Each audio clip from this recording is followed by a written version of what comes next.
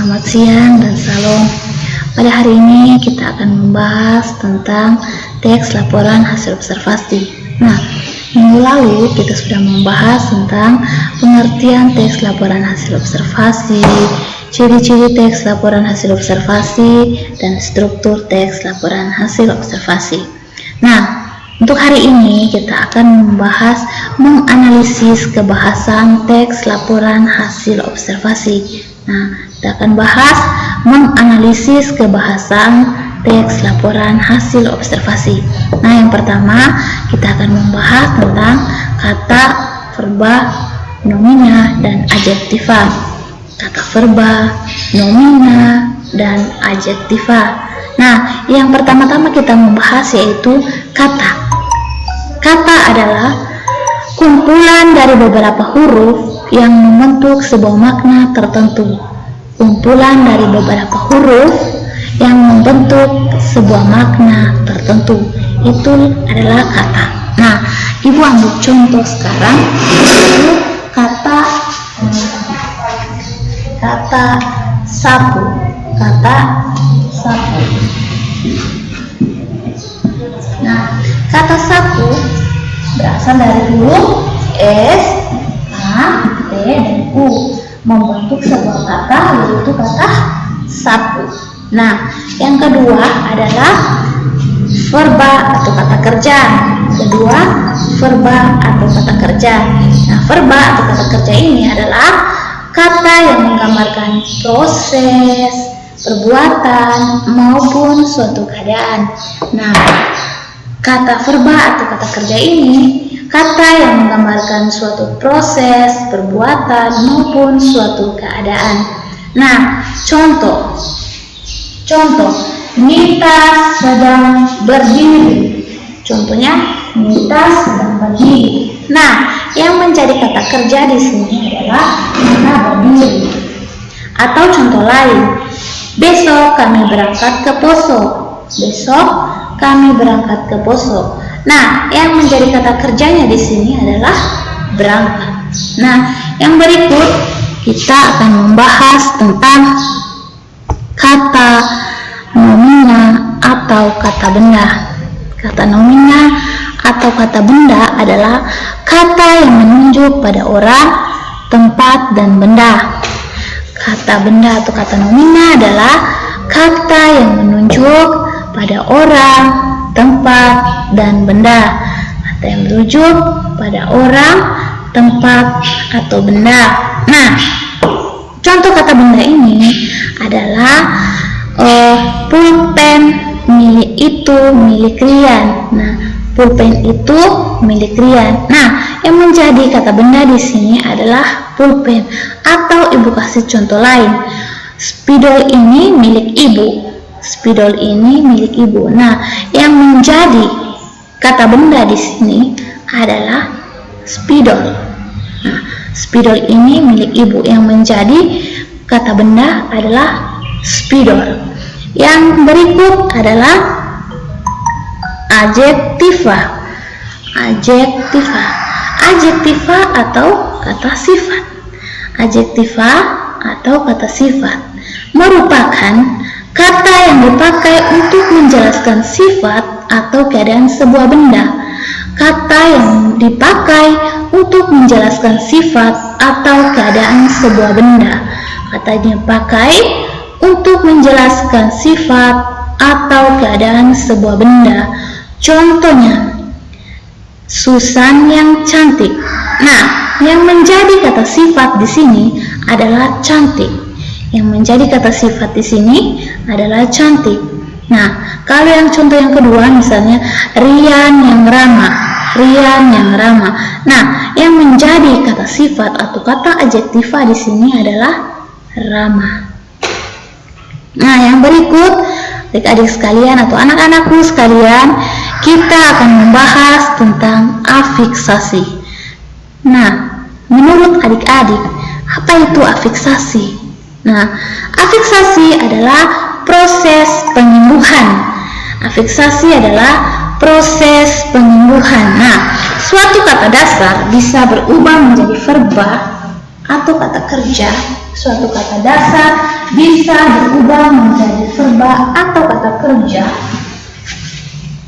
jika diberi imbuhan men, ber, di, bahkan ter, atau kean. Nah, suatu kata dasar bisa berubah menjadi verba atau kata kerja jika diberi imbuhan men, ber, di, bahkan ter, atau kean.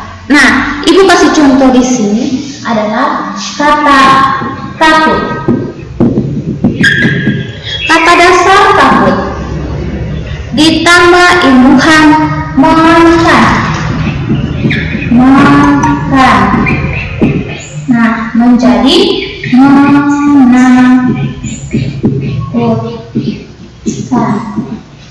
Nah, kata dasar takut ditambah imbuhan makan menjadi menakutkan. Ini merupakan kata menakutkan ini yang disebut verba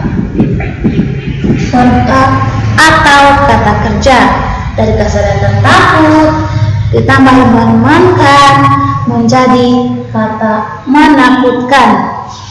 Nah, yang kedua adalah kata dasar juga bisa berubah menjadi nomina jika diberi imbuhan pen, ber, an, atau kean.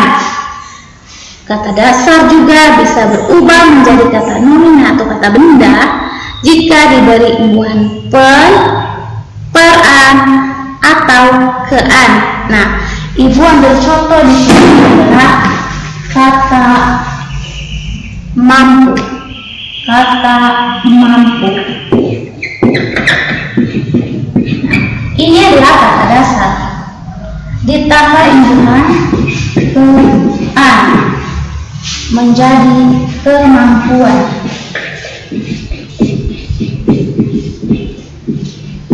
Menjadi kemampuan.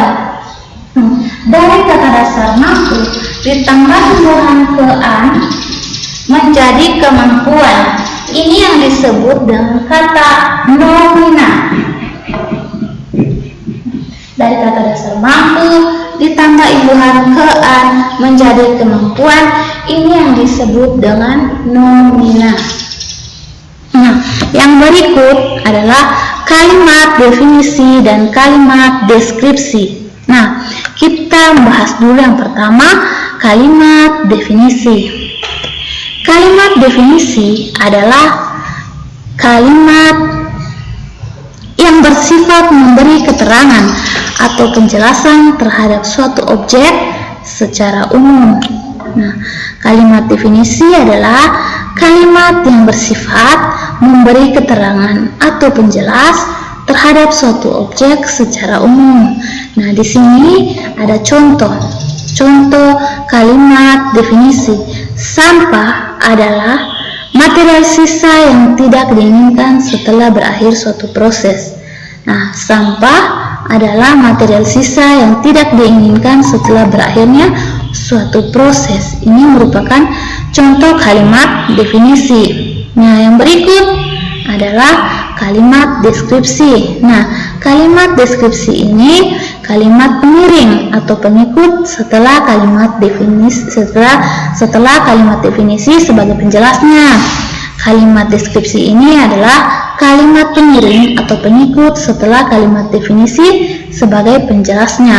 Nah, kalimat definisi ini biasanya kalimat yang menjelas secara terperinci. Kalimat definisi ini adalah kalimat yang menjelas secara terperinci. Nah, ini dia contohnya. Nah, contoh sampah dapat bersumber dari alam, manusia, nuklir, dan industri dan pertambangan. Nah, sampah dapat bersumber dari alam, manusia, nuklir, industri, dan pertambangan. Ini menjelaskan secara terperinci tentang sampah.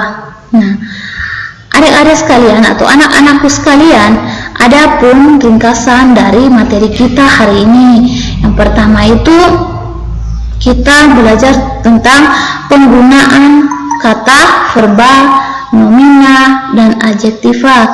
Yang pertama itu kita membahas tentang penggunaan kata, verba, nomina, dan adjektiva. Yang kedua itu kita membahas tentang afiksasi adalah proses penyembuhan. Yang ketiga itu kita membahas tentang kalimat definisi dan kalimat deskripsi.